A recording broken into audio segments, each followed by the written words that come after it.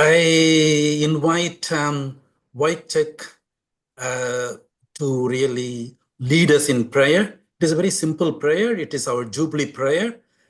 He will read. Others, I propose that you really, switch off your mic, mute your mic, so that you can read silently. Otherwise, it will create a lot of sound and disturbance. Okay, only he will read. You can just to follow it up. Is it okay? So, Wojciech, let us begin. Good. So let us be thankful for the fact that we can be together from so many corners of the world, and I appreciate all your presence. I welcome you from Rome on behalf of Father Stan and the organizing committee, and let us pray. Holy Triune God, source of life and communion, we thank you for inspiring St. Arnold Johnson in founding the Society of the Divine Word.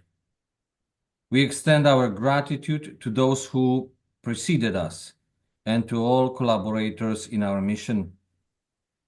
United to Jesus Christ, the incarnate Word, we are his missionary disciples who proclaim the good news of life and joy, along works of friendship and compassion for this wounded world.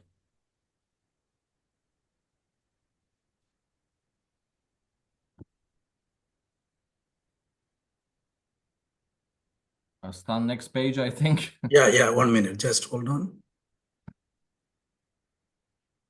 Yeah.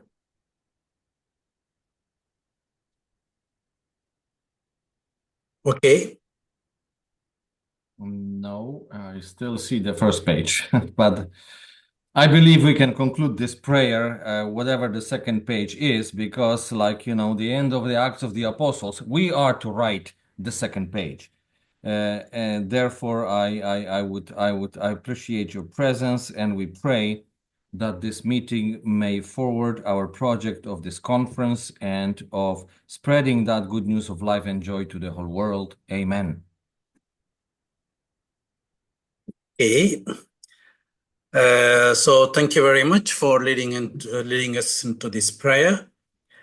Now, as we begin, we welcome all of you for this second session of the Zoom meeting.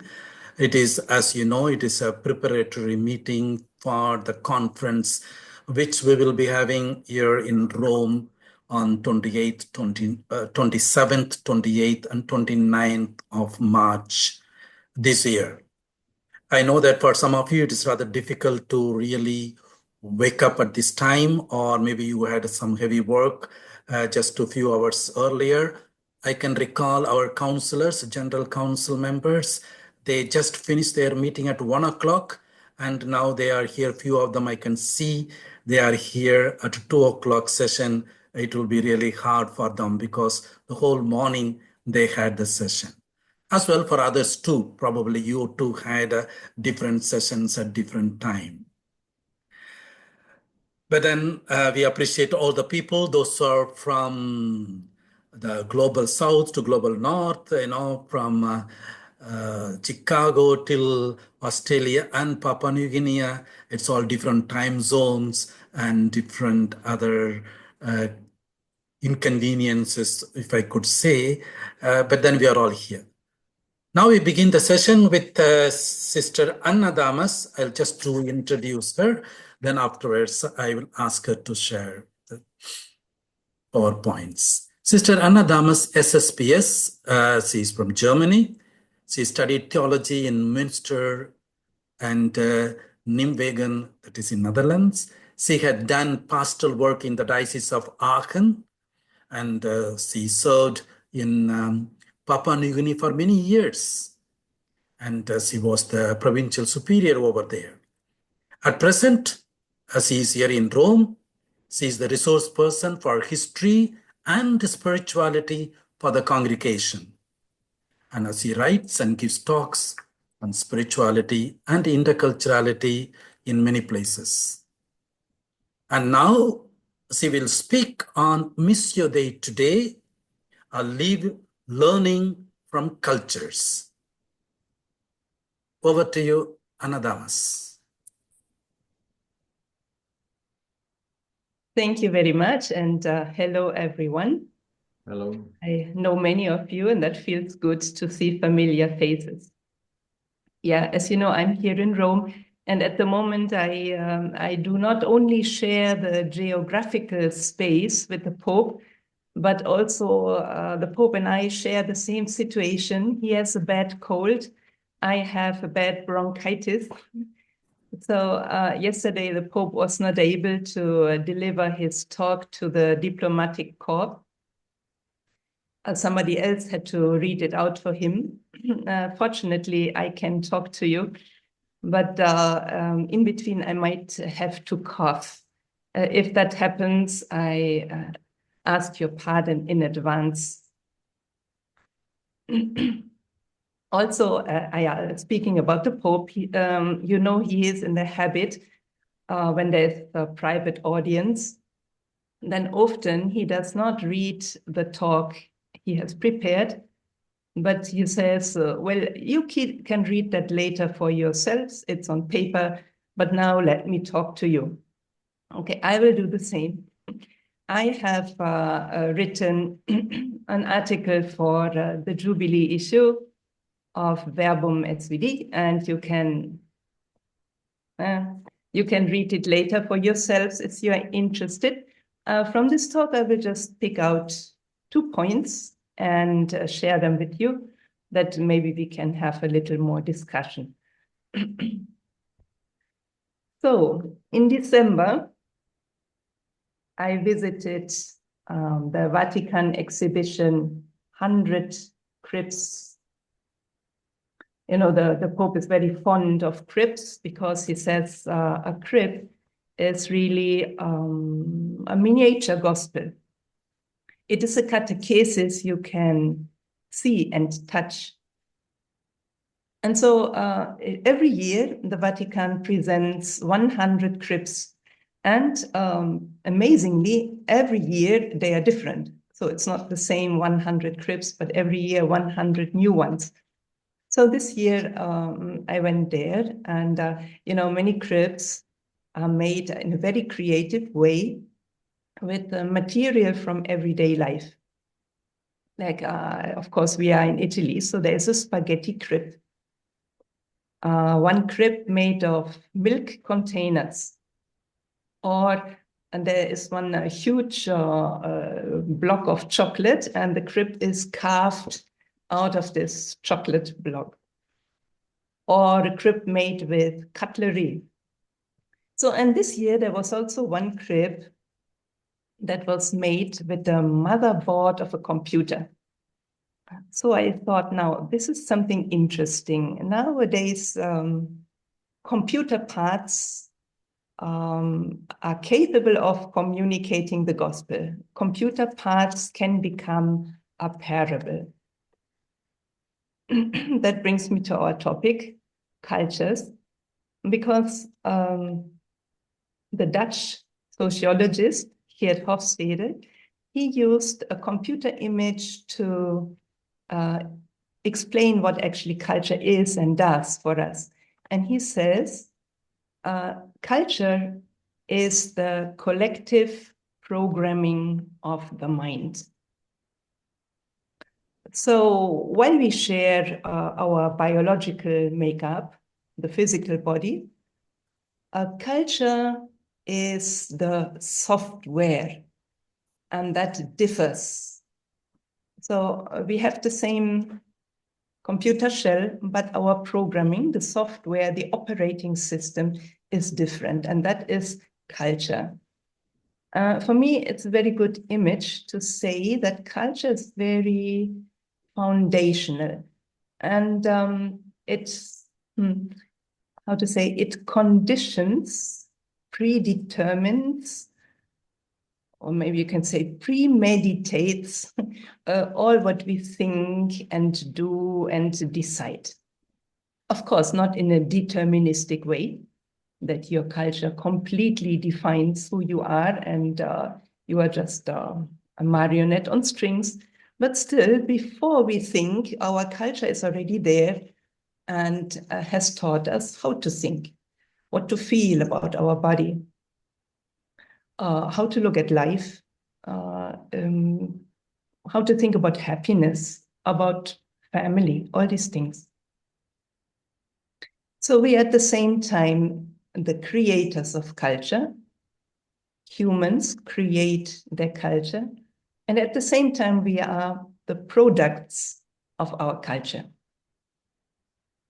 It would be very hard for us to separate ourselves from our culture. Under certain circumstances, it's possible, but doesn't usually happen.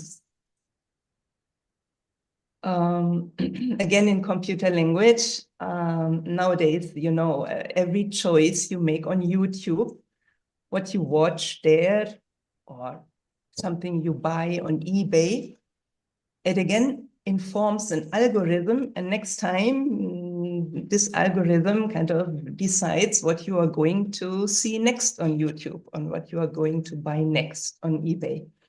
So often we think we are free and make our decisions and think our thoughts, but in many ways we are not. We are already our thoughts are premeditated by our culture. In my earlier life, I got in touch with different cultures. For example, I did, before I joined the SSpS, I did a missionary experience in Chile, in South America. And then I would say I had my first culture shock when I grew up in an industrial city in Germany. And then when I studied theology, I went to rural Germany, which is a very different world.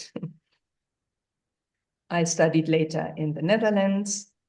I was in touch with the world of drug addicts, and so many cultures I met along my way. But the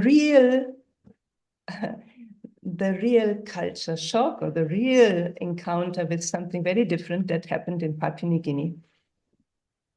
There, I would say, again, in computer language, the apps that people were using were not only different, but the whole operating system was very different. People were not only different, they were other.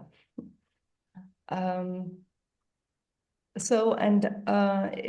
must say that for me, it was really a grace on the way of my missionary life, because it made me reflect deeply on what culture is, and also how culture informs our faith.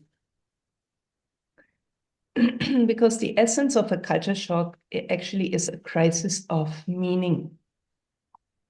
The world, as you have known so far, falls apart. The symbolic universe that you were used to live in does not function anymore. Things seem to be crazy. They are no longer normal. People are no longer normal. Things don't make sense. So this crisis of meaning.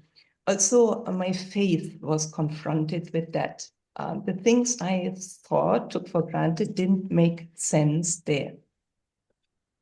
So what happens when you meet a very different culture and you work through it, I think, two things. First and foremost, you learn who you are, you yourself, who you are culturally. Like, you know, in the temple, when in the Greek antiquity, when people entered the temple, it was written there, gnose zeaton, know yourself. You want to hear an oracle, but what you will encounter is yourself. So that happens with the encounter with other cultures. And then the second thing you learn is that there are alternatives to who you are culturally. So what you took for granted, that this is normal, everybody is like that, you learn, oh no, there are alternatives. So you might have noticed I stopped short of saying that we learn who the other is in an intercultural encounter, because maybe we never learn that, who the other is really. we might learn that he or she is different, but who he or she really is, maybe in moments of grace, we'll also learn that, but maybe it forever remains also partly a mystery. But at least it's already a big gain if you learn who you are. So since my topic is Missio Dei, learning from cultures, I want to share here with you what I learned theologically, not just in general about cultures, but what I learned theologically. I want to share with you one story that is also written in my article. You know, I was teaching in a catechist training center at Alexishafen. And one day I entered the kitchen there, and always two catechists were on kitchen duty. So the two catechists on kitchen duty had just dished out the food on all the plates. And the moment I came in the kitchen, they were praying the grace and blessing the food, blessing all the plates. And I said, "What are you doing?" And I said, "Yeah, you know, we always do that. We bless the food before everybody else comes, because then when they come in, they can start eating right away. They don't need to pray over the plates with the food, because we have done that for them already." At first I laughed. I thought, oh, what a creative way of saving time. But then I thought about it. What do they really mean? The food is already blessed. And then it struck me, in the Melanesian world of thought, there's something like mana, like a divine power that can be present everywhere, especially in nature, but also in people. And so mana is related to the world of spirits. Also, spirits are everywhere. And for me, the surprising thing was that spirits are not kind of part of a world beyond our world, another world, but the spirits are part of this world. The spirit world is part of this world. It's not like we imagine spirits, like they are somewhere connected to the supernatural, and then occasionally they interfere with the world of humans. But spirits are part of this world, and they interfere all the time with our world because they are part of it. So prayer is a way of connecting to this spirit reality and to this mana power. Prayer carries this mana power. So when the catechists bless the food is blessed with divine power. Then the other catechists don't need to come and pray again and bless the food, because it wouldn't make sense. It is blessed. This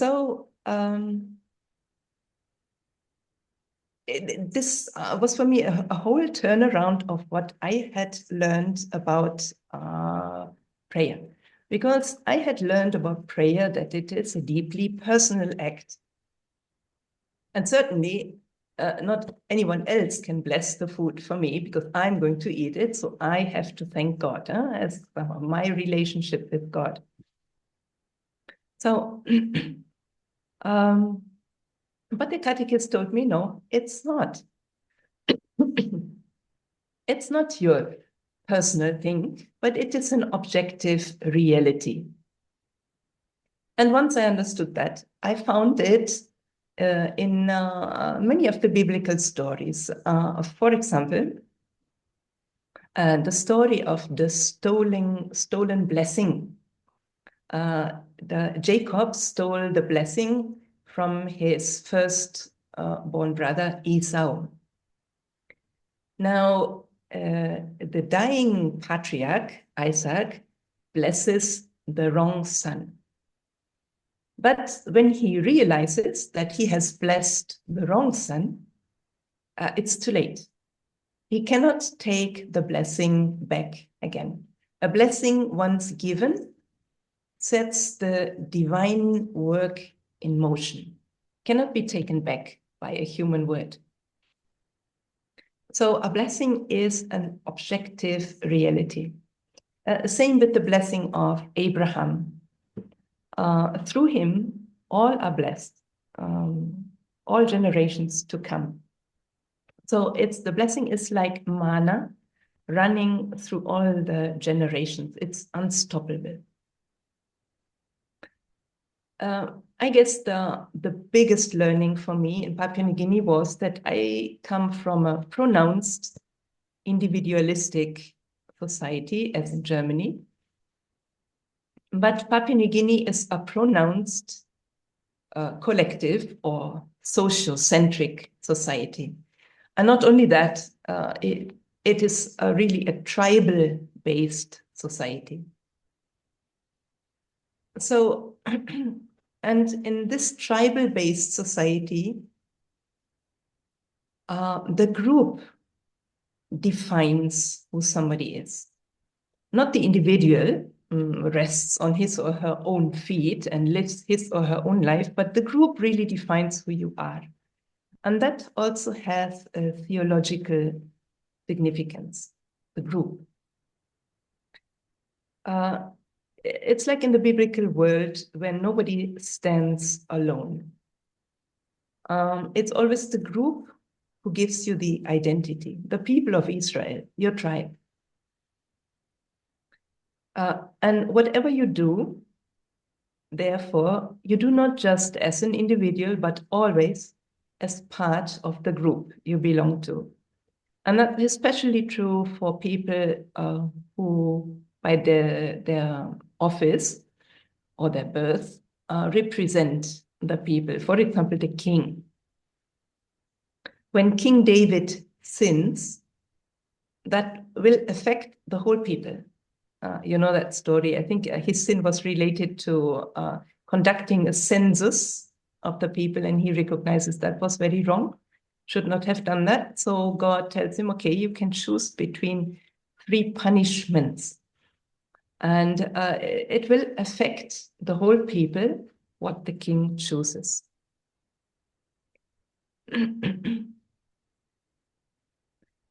When I shift my perception of prayer as an individual act to a perception of prayer that is more a collective event, I understand that prayer takes part also in the pro-existence of Jesus. Also, Jesus lived, believed, and suffered and died not only for us, but in our stead, this vicariousness. Like a Christian prayer is vicarious. We can pray not only for others, intercessory prayer, but also for others in the sense of in others' stead, in the place of the others.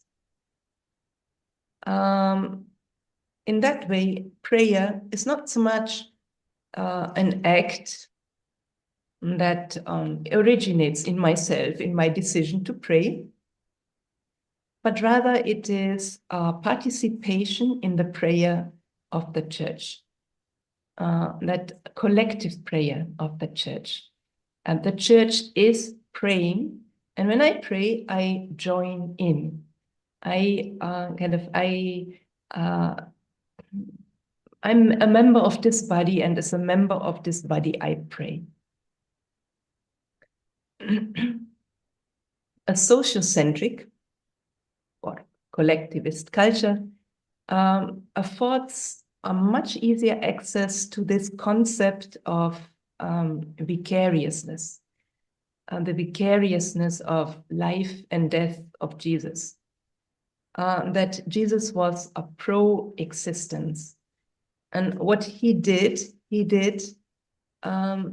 taking our place, like as the new Adam. All these things that before I heard about maybe in dogma history or in church history about the early church or the Middle Ages, all these concepts came alive to me in Papua New Guinea. They made a lot of sense because of the different outlook on life.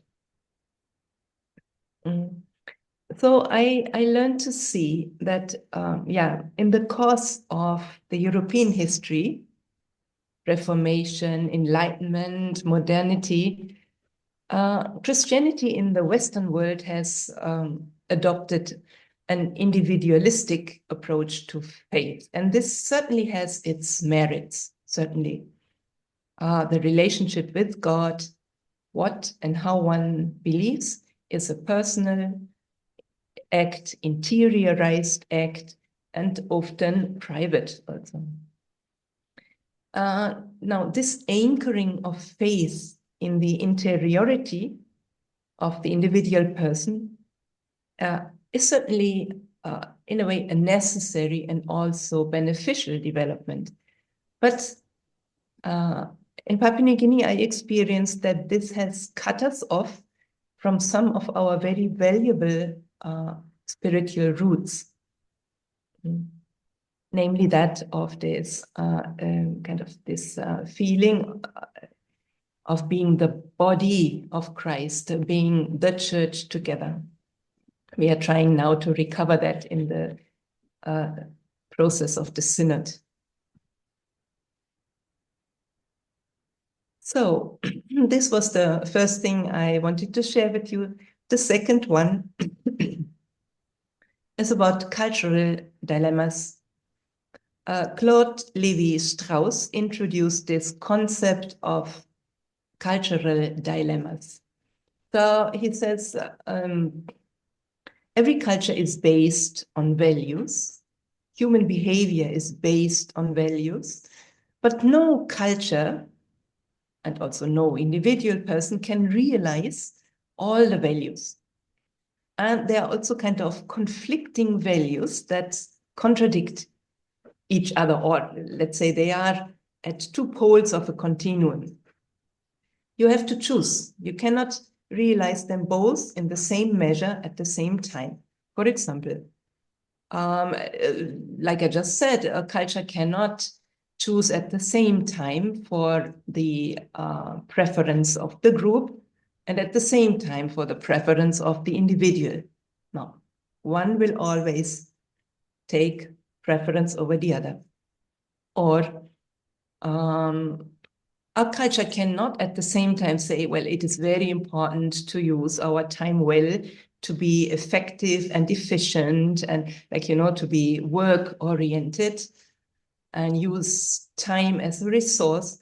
And then at the same time, to see time as something that is always there and to be more people-oriented, like say, yes, of course, we do work together, but more important is how we are together, our relationships. So a culture will choose. One is more important than the other. Not that one is exclusively important and the other pole does not count, no. But a culture kind of predefines the preferences the individuals, participants of that culture have. I found that a very useful concept. Now, to give you one example how it plays out in reality, we were going to celebrate in Papua New Guinea the silver jubilee of our first generation local sisters. And of course, it was going to be a big thing, the first sisters celebrating their silver jubilee. So now, how do we do that?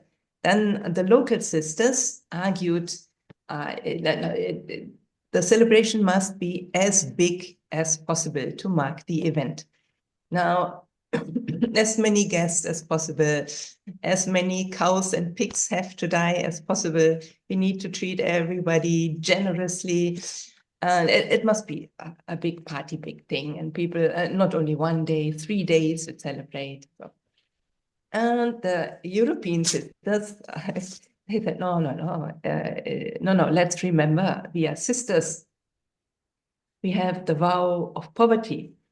We should, in our lifestyle, witness to simplicity, option for the poor. So they said, no, we can celebrate, but we celebrate as sisters, as consecrated persons in a simple way. Of course, they argued a lot with our constitutions, with our rule of life. But also the local sisters who wanted a very big party, also they argued with our constitutions, and they said, well, you see, our constitutions say that we should adjust to the culture of the place. We should appreciate the local culture and the values of that culture. And the values of our culture is that we have, when we celebrate big. So please respect that. So we were stuck. Constitutions did not help us. So then somebody had the idea, then you see, all of us kind of, we follow Jesus, and we follow the word of God. So let us look in the Bible, the gospel. What is the gospel culture? What does the Bible say? How did Jesus live, celebrate? And so we did. And to our surprise, there was a kind of I do not say contradictory Jesus, but certainly a Jesus who had many faces. There was the poor Jesus who did not have a place where to lay down his head, itinerant preacher. But there was also Jesus, the party guy, who really loved to be invited and to eat well, and also loved to invite others, who was criticized for that, and he was scolded by some to be a drunkard and a glutton. So there was no answer there in the Bible to be found either. So, and this one really I want to put to you as a possible point for our discussion, because often in this interculturality seminars, and when we discuss about intercultural religious life, sooner or later somebody brings up the gospel culture. So the gospel culture as our common point of reference. When our cultures differ, when our sets of values differ, there is something like the gospel culture that is valid for all of us. Somebody unfailingly brings that up. But I have issues with that.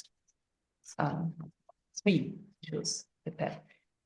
Firstly, for me, the term gospel is on a different, is of a different order than the term culture.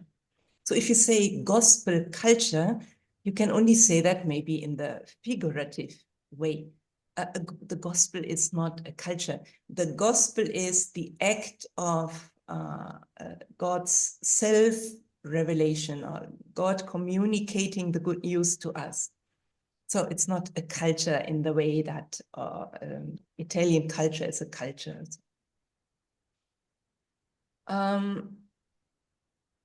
Secondly, gospel culture implies that biblical texts convey certain values, and that these values then are normative for Christians of all cultural backgrounds. But in my view, neither faith nor culture can be reduced to a set of values, much less to norms to be followed.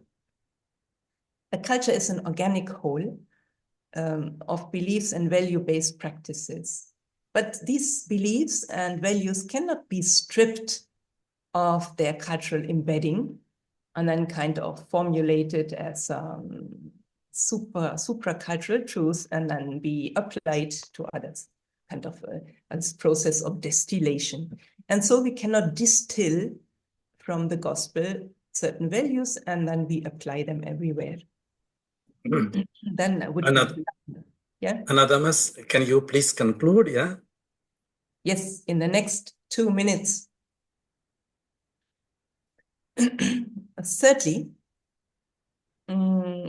if gospel culture is taken to mean the culture of Jesus, then I believe nobody would hold the opinion that Jesus, Jewish Palestinian culture of 2000 years ago, somehow nowadays could be normative for us. So I'm sharing this example of cultural dilemmas with you because sometimes I feel we are in danger of trying to solve them, to solve the dilemma so that we don't have dilemmas anymore. But for me, that is the whole point of interculturality, not to solve the dilemmas, but to engage them.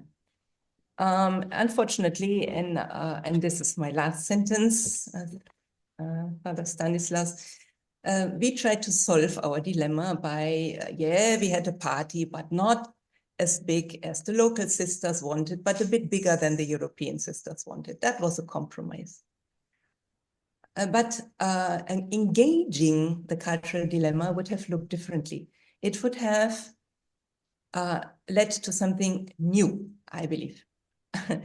And I do not know what, because we didn't do that process, but it would have been something really genuinely new. For example, a very, very big party, inclusive of everyone, not the ones that you usually invite in Papua New Guinea, but like the ones invited in the gospel, the lepers, the handicapped, the poor that are usually excluded. So it would have been a very new party style. So, and this, so maybe this is my my statement that I want to put to you. Cultural dilemmas should not be solved. We should not aim for compromises, also not in our congregations, but trying to engage, let the dilemmas be dilemmas and engage them for very novel solutions. Amen. Oh, thank you very much. Thank you very much, Damas.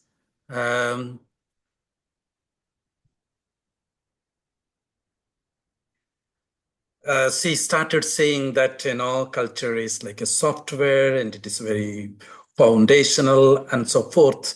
Then she started moving ahead. What are the things that we could really learn? Just to see, give 1 or 2 examples, especially who you are, you can learn. Also what she has learned, especially from Melanesian culture through her engagement, especially in the aspect of blessing, prayer, and so forth. And towards the end, she was, engaging ourselves regarding the cultural dilemmas. And she, said that cultural dilemmas cannot be just to, taken out and then they just to throw it out, but then engage with the cultural dilemmas and then find ways in which we understand, especially God in the cultures. Thank you very much, Damas, for this presentation. And certainly we will engage with you much more after some time. You could prepare your questions, comments, and so forth. But then we move on to the next speaker now. Then after that, we will engage with both the speakers, and then we will see how it would go on. Okay, I invite now Father Antony Leduc. Just want to introduce him and also that we know. He did his studies from Just 1 minute. Yeah.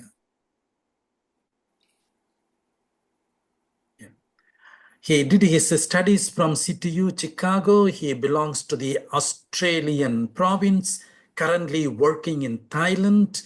And he is the director of the Asian Research Center for Religion and Social Communication, St. John University, Thailand. He is also teaching at Luxmunti National Seminary of Thailand. His primary research interest pertained to the intersection between religion and contemporary issues such as ecology, migration, and technological development.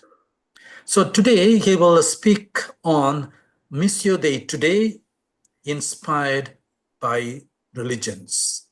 Of course, he has got a different title. That's not a problem.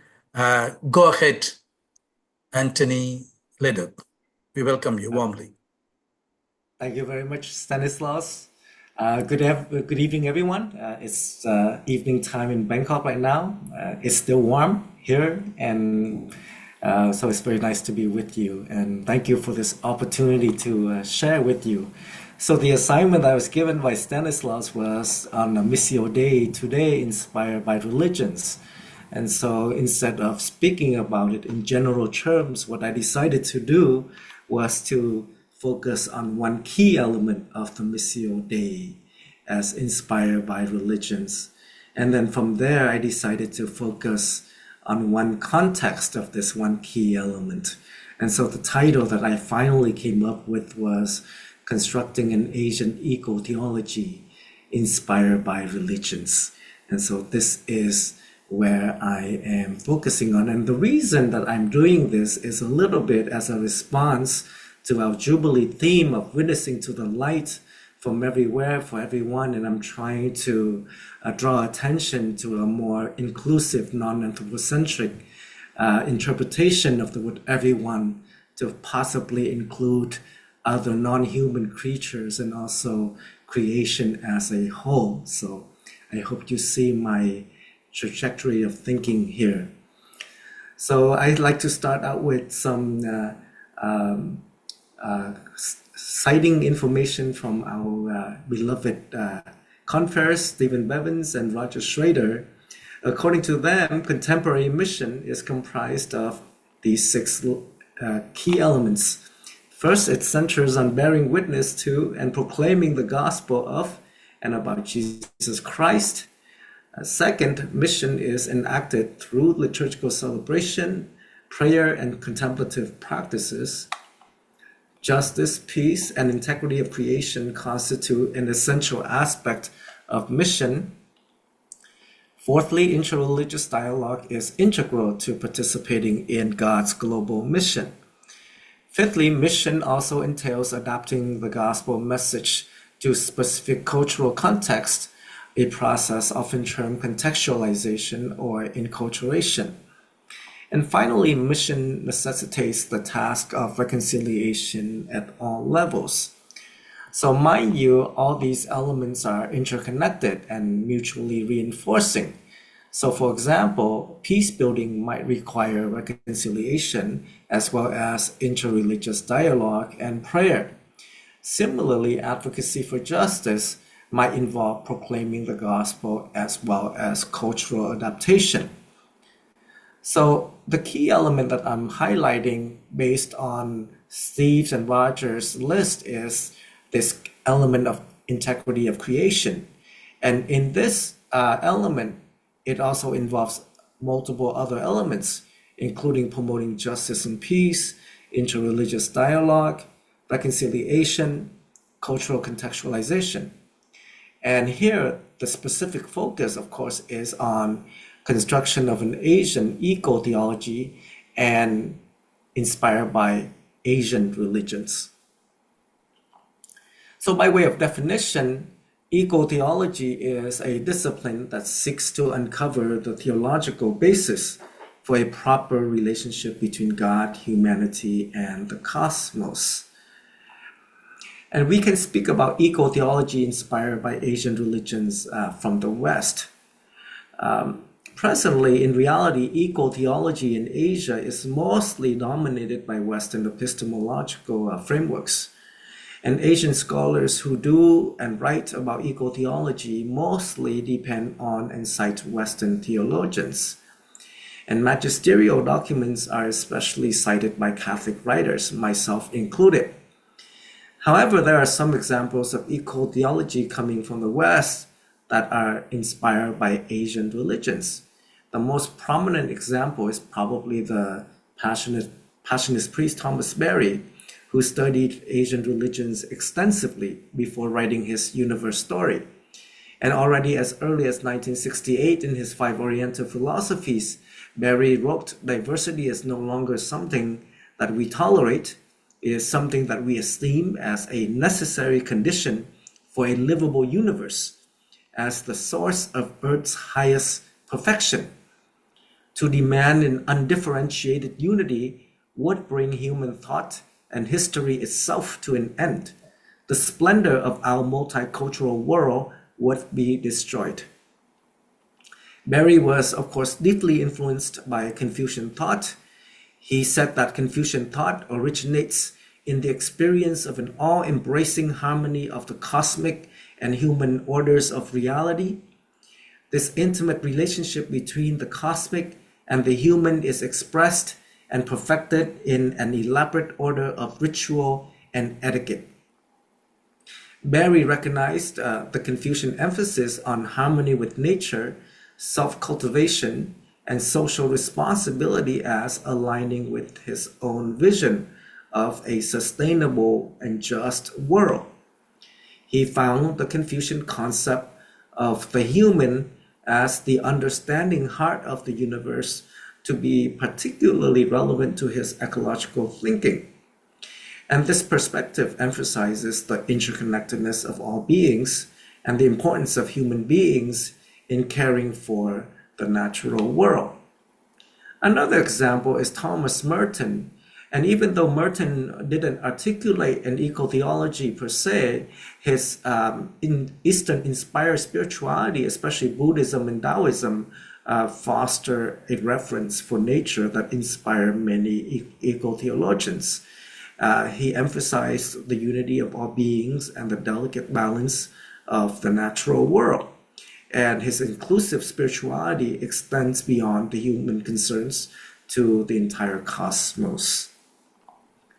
This next set of examples, Sally McFaig and Rosemary Radford Ruther, eco-feminist theologians, their eco-theologies are not directly inspired by Asian thought, but when we look at their writings, we see that they deeply resonate with the Asian worldview, especially the emphasis on such concepts, ideas as interconnectedness, interdependence, the transience of selves, mutual causality, and the unique place of human beings within the interconnected web of existence. Now we move on to eco-theology inspired by Asian religions from Asia. And this eco-theology is an effort to construct a theology, to use C.S. Song's words, from the wombs of Asia. And this is inspired and informed by indigenous resources. It also demands an active dialogue with Asian traditions, such as Buddhism, Hinduism, Confucianism, and Taoism. We all know that dialogue has been standard practice in Asian Christianity. FABC, since its foundation in 1974, has had the triple dialogue, and Asian Christian churches across denominations regularly engage in interreligious dialogue. And so Asian eco-theology is very much rooted in this dialogical approach. And Phyllis Wilford himself has called for an interreligious eco-theology. According to Wilford, today it is the earth that holds the prospect of bringing the religions together and so leading them to a meaningful dialogue on God and humanity. Wilford argued that interreligious eco-theology can deepen our understanding of humanity, creation, and God by fostering dialogue about nature and the environment. This approach seeks to connect people across religions, encouraging each to reflect on its role in the ecological crisis and to identify teachings that promote environmental harmony. However, we have to admit that at this time, constructing an intra-religious eco-theology is still aspirational. What we find more practical is the development of Christian eco-theology in dialogue with other traditions. And so we find this, a prime example is FABC's theology of harmony. And this has been applied towards social, political, as well as ecological issues. According to FABC, harmony is a central concept in Asian cultures and spirituality. It shapes individual and societal values, beliefs, and behaviors. Harmony is considered essential for personal well-being, social cohesion, and spiritual fulfillment.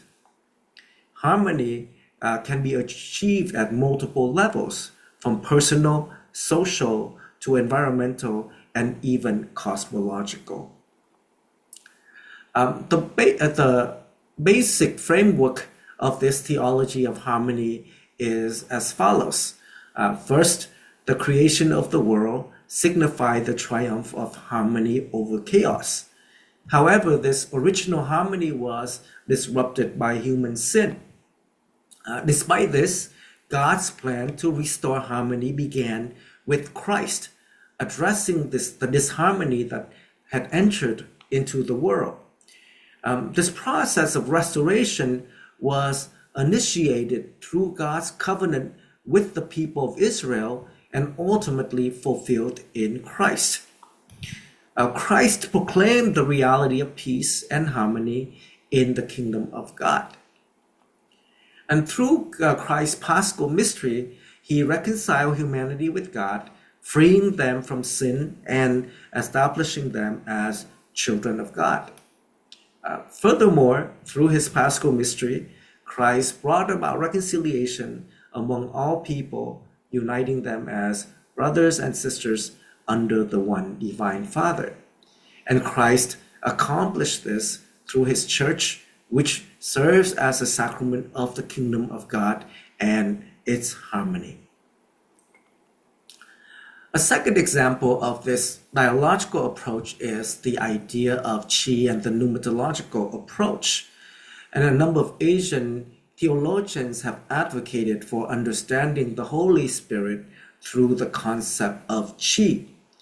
Qi is the life force in Confucian cosmology, and it's a fundamental concept that connects and animates all things, biotic and abiotic. It is seen as the energy that flows through humans, nature, and the cosmos, and so maintains balance and harmony within the entire cosmos.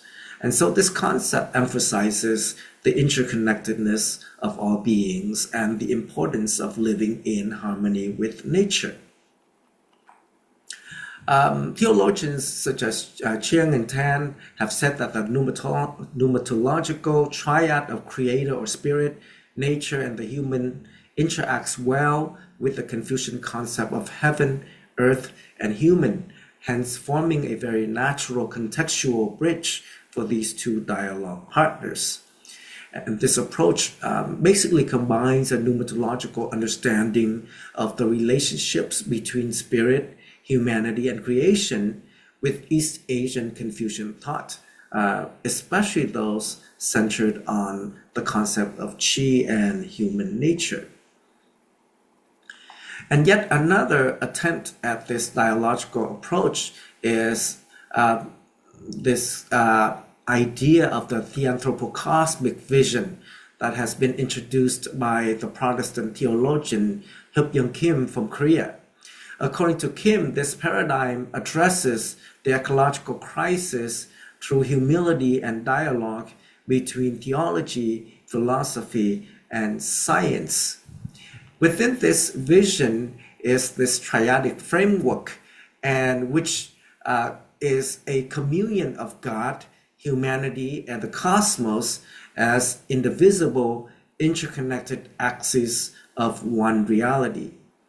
And true humanity is realized through harmony with both God and the earth. And so for Kim, this vision challenges reductionist views, including cosmocentrism, theocentrism, as well as anthropocentrism. Instead, it advocates for a both-and approach over dualistic thinking. And we can see that this vision aligns with the East Asian triadic vision of heaven, earth, and humanity, while integrating Neo-Confucian and Christian Trinitarian insights as well. And this vision also attempts to combine theology, East Asian wisdom, and also ecological sciences in order to advocate for a sustainable relational view of life and existence. A sort of a related concept within this anthropocosmic vision, according to Kim, is this search for the anthropocosmic Tao. And this new paradigm is meant to move beyond the logocentric theology by emphasizing Tao as a more fitting metaphor for Christian theology, where Jesus is seen as the way or the Tao, a path of life and spiritual journey. And Kim says this is an attempt to move beyond the logocentric and praxis-centric models. And so when rooted in Tao, it represents the idea of being in becoming, which is a dynamic synthesis of knowledge and transformative action. Some of the related concepts that Kim also introduced in his paradigm is the idea of the ortho-Tao, which emphasizes love over traditional orthodoxy and orthopraxis. And it proposes a right way of life grounded in wisdom and participation in the anthropocosmic trajectory. And he also introduced the element of Christo-Tao, which views Christ as the ultimate Tao, uniting crucifixion and resurrection alone. So these are all quite very conceptual, and I imagine it would take a lot more time in order to flesh these out to understand all of Kim's thinking behind these paradigms. But I'm basically presenting them here as a way for us to see how Asian theologians are trying to dialogue with the various traditions in order to develop a indigenous eco-theology. So now I move to the last part, which is something a little bit more less conceptual, more practical, which is interreligious dialogue and communication to promote an ecological civilization. This term ecological civilization is a concept that's rooted in traditional Asian societies and philosophies, such as Confucianism, Taoism, and Buddhism. It emphasizes harmony between humans and nature. This concept emerged in response to environmental challenges from rapid industrialization, and it advocates for sustainable development, integrating ecological health and with social and economic progress. And so the Chinese Communist government has officially adopted this concept as part of its development goals in its agenda. And this idea is to promote renewable energy, conservation, eco-friendly urban planning, and global environmental responsibility, and reflects a fusion of traditional wisdom as well as modern environmental concerns. Religious institutions, I believe, through their prophetic voices, can play a crucial role in advocating for an ecological civilization by promoting environmental responsibility and social justice. And prophetic voices can be exercised variously ad intra within each respective religion, or ad extra toward individuals and groups outside of the religion, or intra-religiously, collectively toward a general audience.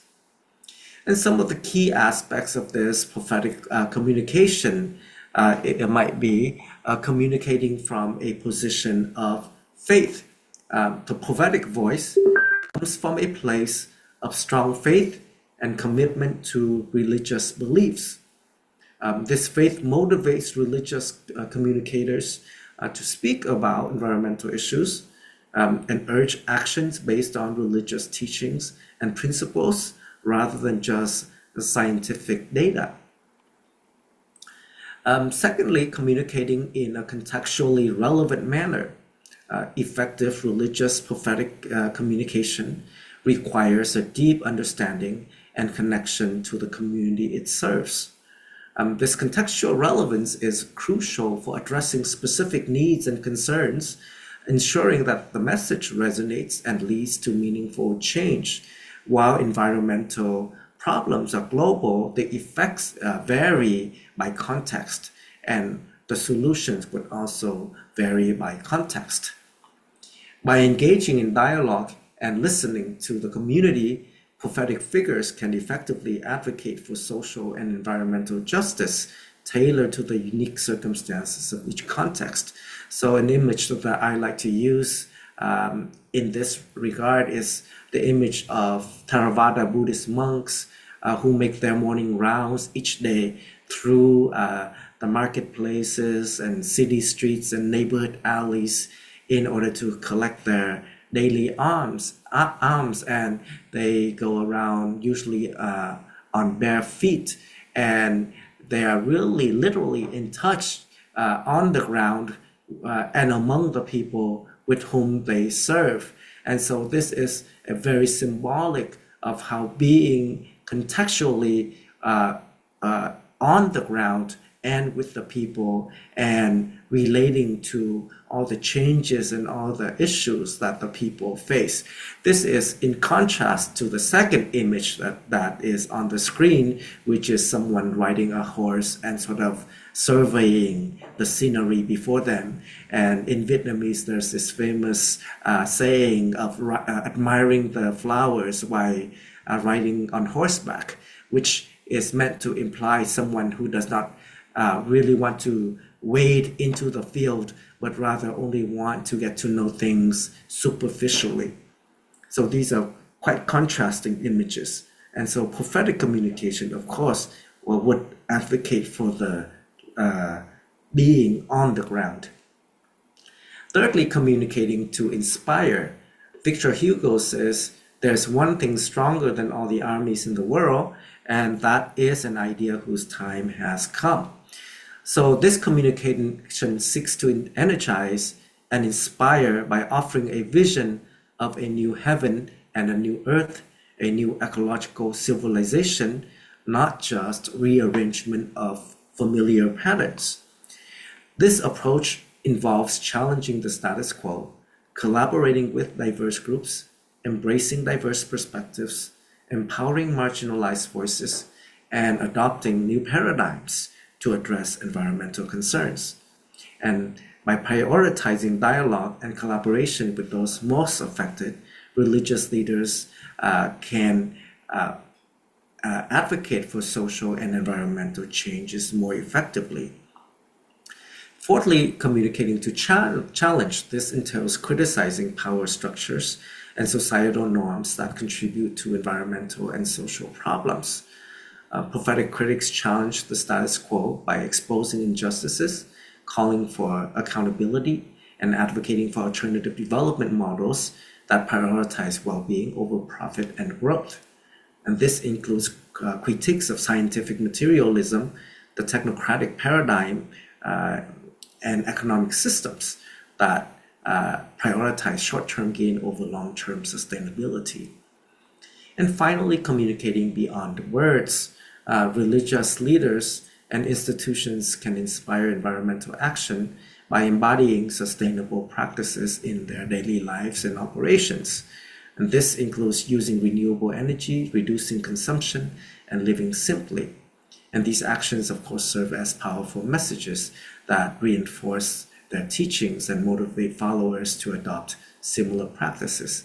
So the example I have here is Pope Francis on his recent visit to Indonesia, where he chose to travel around in a more commonplace vehicle and chose to stay at the nunciature rather than a fancy hotel and using a fancy car that was offered to him by the Indonesian government. So to conclude, participating in the Missio Day in the Asian context demands interfaith dialogue and collaboration. In terms of careful creation as a focus, by engaging with diverse religious and secular voices, environmental actions can be tailored to specific contexts while also having broader regional impact. This collaborative approach can lead to more effective and sustainable solutions for environmental challenges in the region. That's all I have. Thank you very much. Well, thank you very much, Antony Leduc, for this presentation. Of course, on talking on different elements of religions, there are many things. As he said, he can point out few things, and he's focused on integrity of creation, especially going into the details of eco-theology, citing various authors, also eco-theology inspired by Asian religions. There he pointed out also interreligious eco-theology, theology of harmony, and the concept of chi, theo, anthropo-cosmic vision, and other new paradigms, and so forth. Finally, he concluded some practical elements, interreligious dialogue and communication, especially ecological civilization, communicating from the position of faith, relevant manner, how we can do that, and also communicating to inspire, communicating to challenge, and communicating also beyond words. These are some of the things actually what he said. Of course, there are many other things too. Now, based on these two presentations, now it's an open floor. You could comment and you can ask some questions, clarifications, and you can always point out. I would propose, like last session, both the speakers, please note down if somebody addressed to you, it is concerning about your area, then you can comment towards the end. That way we give more space for more communicating aspect from one's own perspective, all those who are attending this particular session. Now, the floor is open.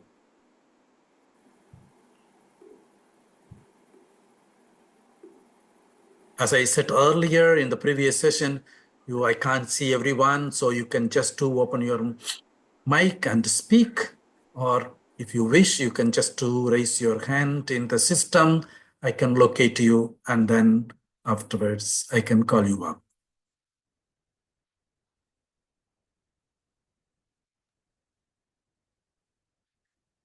Yes, Michael? Yes. Maria Michael from India. Anna, you were talking at the end about a cultural dilemma and their realities, and we should not try to solve it, but we need to negotiate it. So I would like to take two cultural perspectives. One from a Toda tribal group in India. They live in Nilgiri Hills, and this group has a cultural practice of female infanticide. If the firstborn in a family is a female, they kill the female. Due to that, the demography of Toda society, more male and a few female. And this has given rise to a practice of marriage known as fraternal polyandry, and many other customs in the Toda society. But now I see, if we begin to say, my dilemma is, should they continue this female infanticide and the fraternal polyandry marriage system?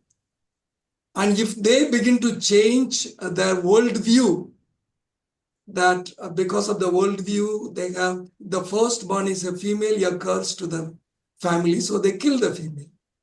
So the Christian worldview that we are created in the image and likeness of God. So everybody has a dignity. This is another worldview. So should we say the differences or dilemmas to be there and we negotiate? Or how do you look at this? I begin to see in the change of worldview of the Thodas will give them more life. More female will be saved and they will have more life.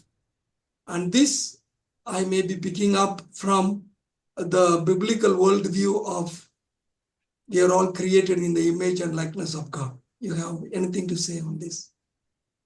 Yeah, she will say towards the end to you, Michael. And now I would like to open to others. If you have any comments, questions. Yes, Philip Gibbs.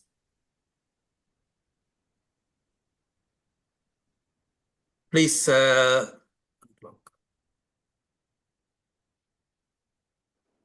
Can you Philip, hear me? you have yes, now yes. Good evening. Thank you very much.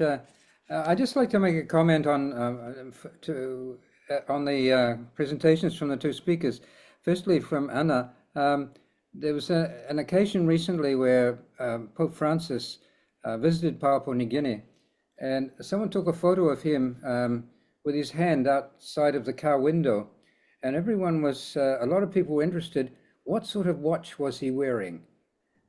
Was it a Rolex or what was it? And they found out that it was actually a Casio, which you can buy very, very cheaply with a plastic case.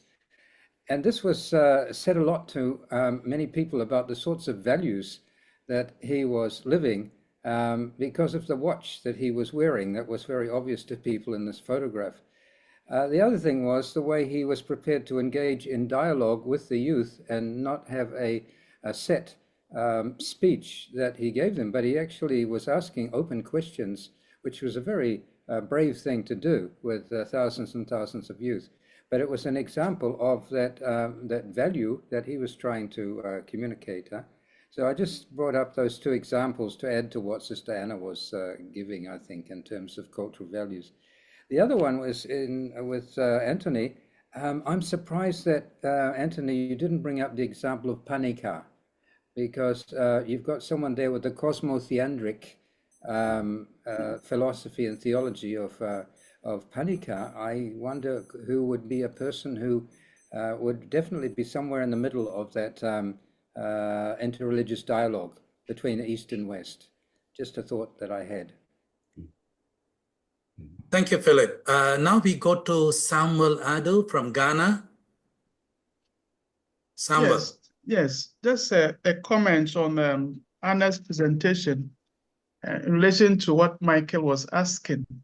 I think she ended up by pointing out that the cultural dilemmas cannot be solved, but we can engage them.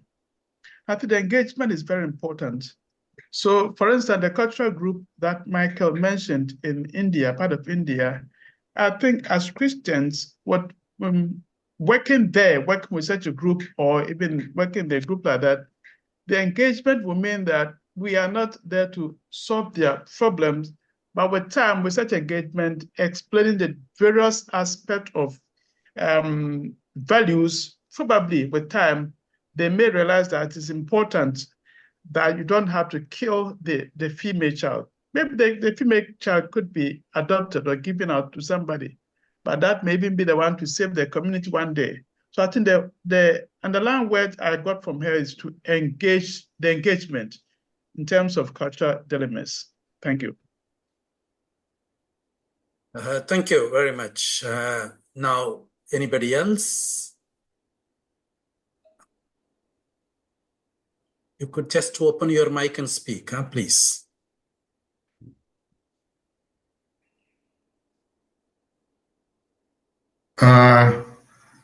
One, I appreciate both the presentation, excellent presentation. This is just for Anna. I'm from Brazil, Joaquim from Brazil. In your presentation, you showed also there is a conflict between individual culture and collective, both German as well as Papua New Guinea. What I find in the Western culture, in fact, we so individualistic, but then the Christian perspective, when we look for God, we get into the communitarian aspect, the very religious life as such. We abandon our individual identity and get into the community identity, as well as looking at Hinduism, for example.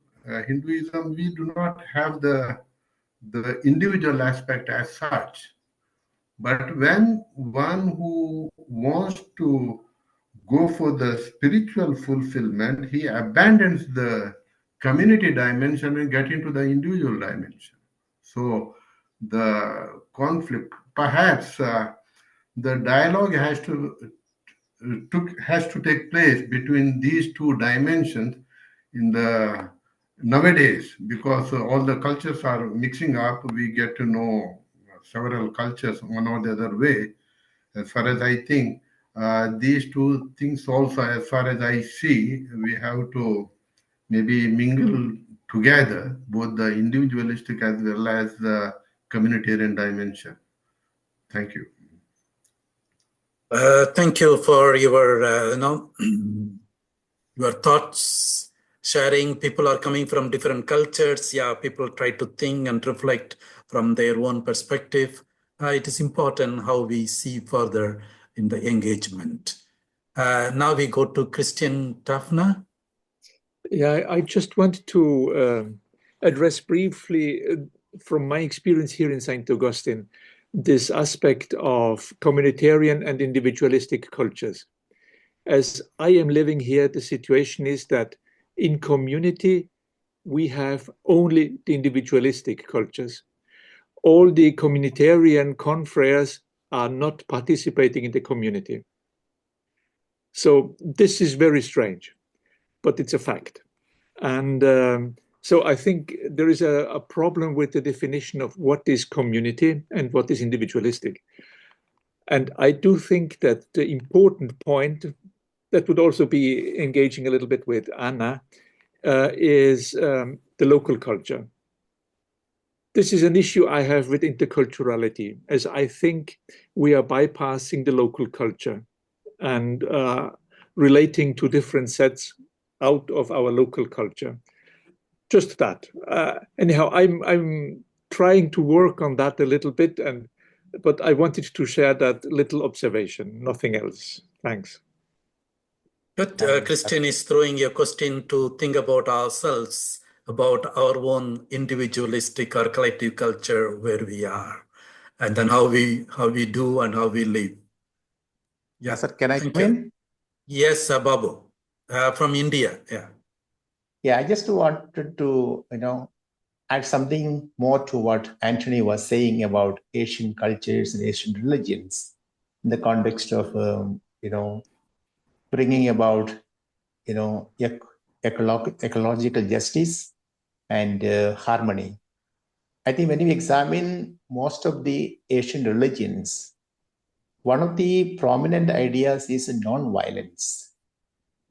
That is particularly Buddhism, Jainism, and Taoism, also to certain extent Hinduism, they emphasize so much on non-violence. Although we find paradoxically more violence in Asian countries between religions and cultures and so on, but these religions certainly have a tremendous emphasis on non-violence.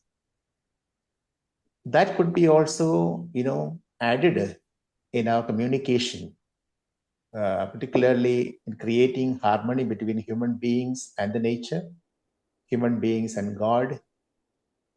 Therefore, the whole concept of harmony can be also strengthened with the assistance of non-violence. Then coming to Anna, she has certainly, highlighted the tension that arises when one encounters another culture. Somehow I begin to think that as missionaries, we keep on moving from one culture to another. And at the end of the day, what kind of culture do we have? Maybe an eclectic sort of culture. Some elements from my own culture, some elements from the culture that I encounter. Therefore, I think it's a collection of cultural elements in us as missionaries. This is what I think. Certainly, it arises a certain amount of confusion and tension. At the same time, it also enriches us, because certain life world of another culture is, life enhancing. We can certainly learn from the values, customs, and traditions of another culture. Can also help us to enhance our own life. Thank you. Okay, thank you. Yeah, that is talking from the Asian perspective of nonviolence and so forth. There are a lot of traditions, rich traditions, and also a lot of challenges, as all of us know. Okay, we go to now Indonesia. Philippus Tule? Yeah. Yeah, thank From you, Kupang. Stanis. Yeah, I just want to express my reaction to both speakers. Sister Anne just has give me inspiration that what she had explained about the cultural dilemma has also recall my own private experience and memories when I am living in a tribal in chaos society in Flores in eastern Indonesia. That once when I was 5 to 10 years old, as my tribe is still labeled as a pagan tribe. Yeah, and but in 50 years until now, so from my tribe has changed a lot with the Catholicity, and there are more priests in the parish. Out of 20 priests, we have 9 or 10 priests already from our tribe. And this is the recall as my memory when the first missionaries came to my tribe. They burned many cultural monuments, sacrificial ceremony, killing buffaloes and Serbia, and they labeled this pagan culture that should be blamed. But now it's already revitalized also in response to the cultural adaptation and so on, liturgical adaptation, and all this old culture, local beliefs are appreciated, and this is kind of a negotiation. And in response to Father Antony, when we are talking about the Missio Day as dialogue, I remember when the first SPD came to Indonesia, to Timor, and was settled in Lahurus, in the midst of the Protestant Protestant people, the majority. But 1 year later, in 1914, the first missionary decided to move to Flores and to set up a station very close to the Muslims. And what they say at that time, that we start the mission with not counter, but with encounter with the Muslims. That's why the development of SPD mission in Flores really moving into a very intensive interreligious dialogue with the Muslims, especially. That's why the idea of Missio Dei as interreligious dialogue is really lived out now But in the midst of a small minority group of Indonesian Muslims, where the radical Muslims and we also start to widespread the ideas among the Indonesian people. But the collaboration, the dialogue with the government people and also the religious leaders is getting better, educated, and we try to promote tolerant harmony based on the Asian culture, but also based on the local culture in Indonesia. Yeah, thanks. Back to you. Thank you. Thank you, Philip Estule from Kupang, sharing from his own experience, especially in Flores, regarding encounter with other cultures as well as religions in that particular area. Okay, now Stan Grotz from Germany. Over to you. Hello, everybody. I have a problem with the microphone. I don't know whether you are hearing me properly. But yeah, we can hear. It is soft, but we can hear. Go ahead, please. Just short remarks. I would enhance Anna's final statement with the word immediate. That means cultural dilemmas need no immediate solutions. They do need solutions, in my view, but working out these solutions need a lot of patience and time. So these solutions are not immediate solutions. And the second thing is just bringing to your attention an international initiative about the harmony. Already about 15 years ago, the Jordanians started something like Interreligious Harmony Week or Interfaith Harmony Week. A formula that is very open to everybody.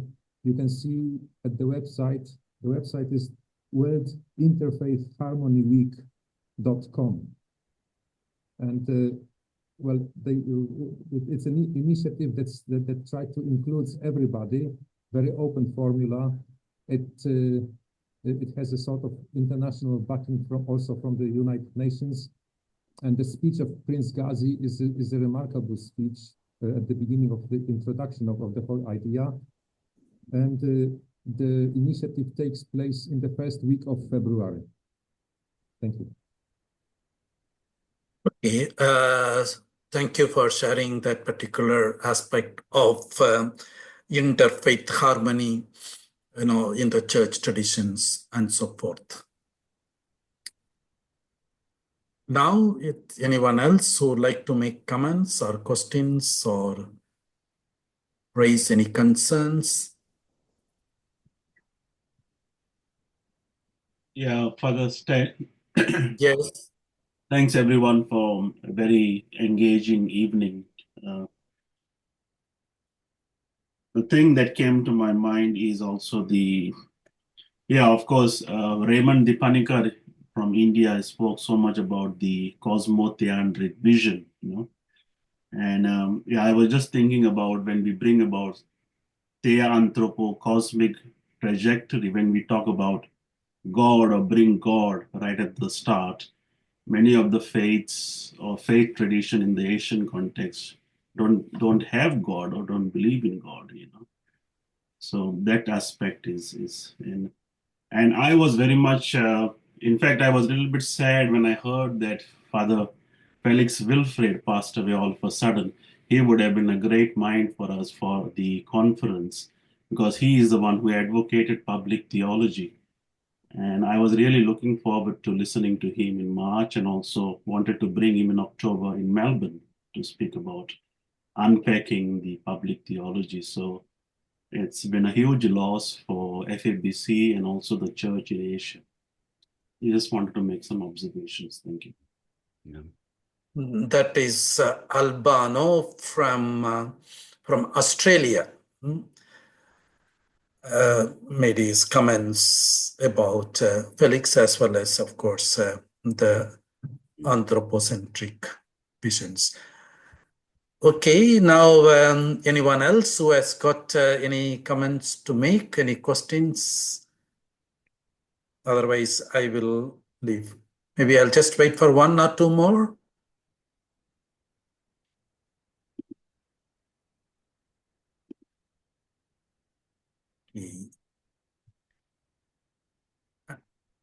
Okay, I don't see any. Yeah, Steve Evans. Yes, Steve Evans. Yes, thank you, Lassar, and thank you, Anna and Anthony, for really stimulating presentations, really interesting and very, very inspiring for me. I've several comments, of course, but just one thing I would like to mention in terms of Anthony's presentation. I really appreciated, Anthony, how you talked about, I don't want to put it exactly negatively, but what's a little bit missing in our 150th anniversary theme, which is creation. I appreciated the fact that you noted that, and it strikes me that one way where we can talk about that is Pope Francis in Evangelii Gaudium kind of personifies creation. And I don't know what paragraph it is, but he says there are other beings that are also exploited and victimized, and that is creation itself. So I think we can emphasize that. I'm working. It's kind of an amazing thing. When I'm working, I'm going to be giving the retreat for the general age in July, and I'm working on the theme of and one of the things that I've decided to do is add that for everyone, for everything. I think that today, especially, an ecological consciousness and an ecological commitment is really important. So just want to emphasize that and commend you for seeing that as well. So thank you very much. And thank you, Anna, for a very stimulating presentation as well. Thank you very much, Steve. Now I move on to the speakers. Okay. Now you have noted down Anna, Damas, as well as Antony Leduc. Well, it is up to you, whatever you would like to say. Yeah. Okay, we move to Anna, Damas.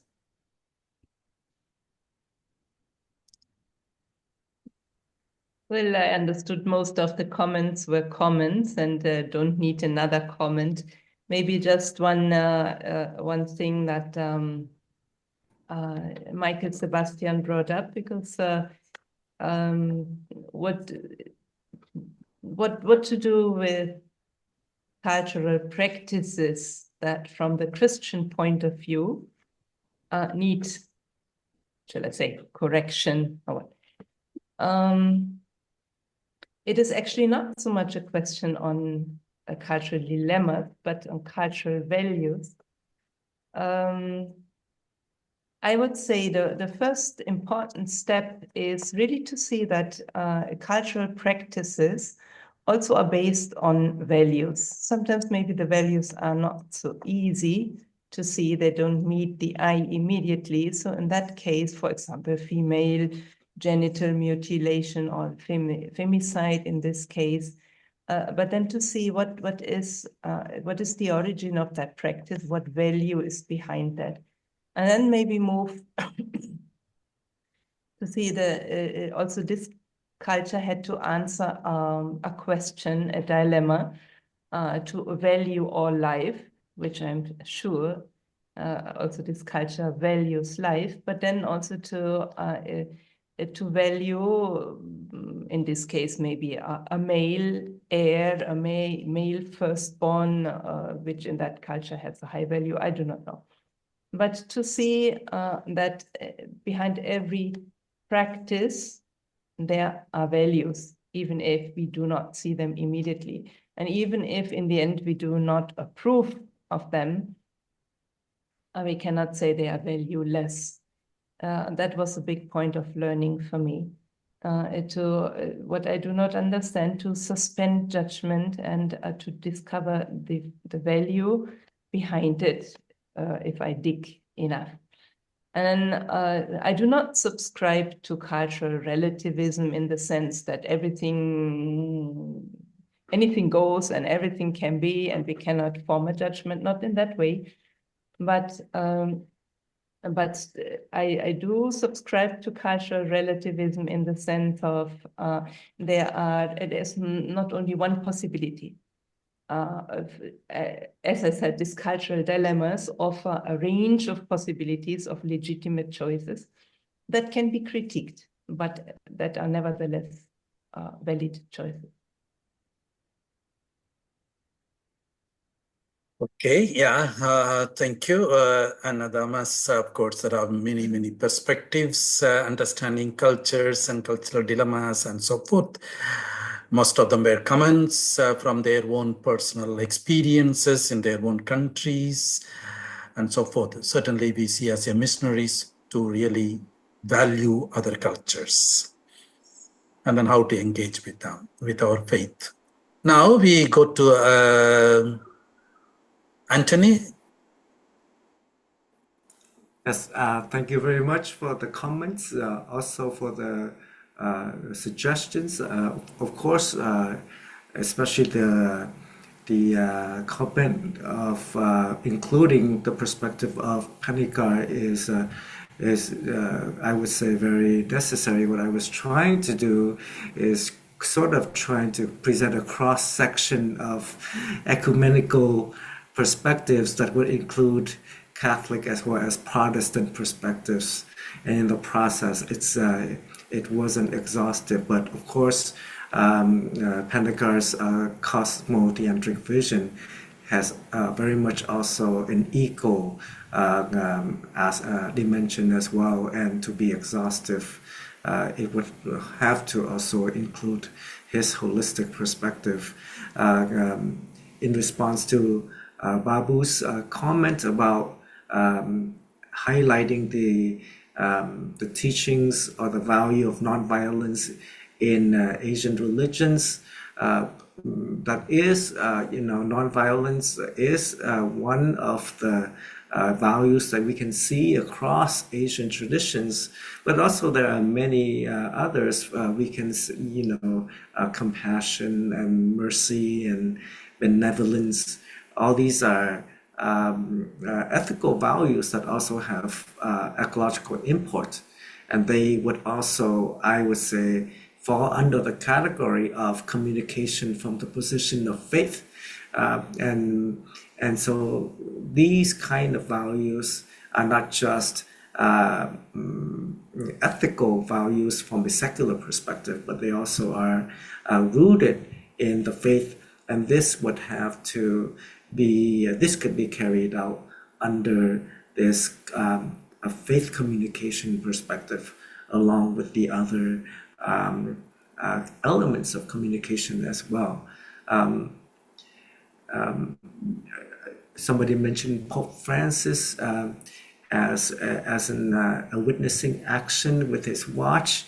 I think his visit to the Asian countries, Papua New Guinea, Indonesia, East Timor, and Singapore, I think he really tried to demonstrate this idea of a poor church for the poor with his actions. And I think those are exemplary actions that religious leaders can imitate. And also, so I think it has both cultural but also very much environmental implications as well. So I think that's all that I can think of as a response. Thank you very much. Okay, thank you. So I'd like to really express our gratitude to both Anna Damas and Antony Leduc for your wonderful presentations, giving various thoughts to think about it, and also really to inspire all of us so that we could also think about our own cultures, our own religious backgrounds, and also see how we could really understand, especially Missio Dei, or what is God's mission in our own context. Thank you for preparing this particular paper. Both the papers will be available in the next verbum, and then that will be also available to you, all of you, as you come for the conference. Christian Topner has already taken trouble to collect all these articles, and then he will print the copies and he will bring it so that you will have these copies with you regarding these presentations. So now we thank both of you for your taking trouble to really prepare and also deliver this particular talk. Thank you very much.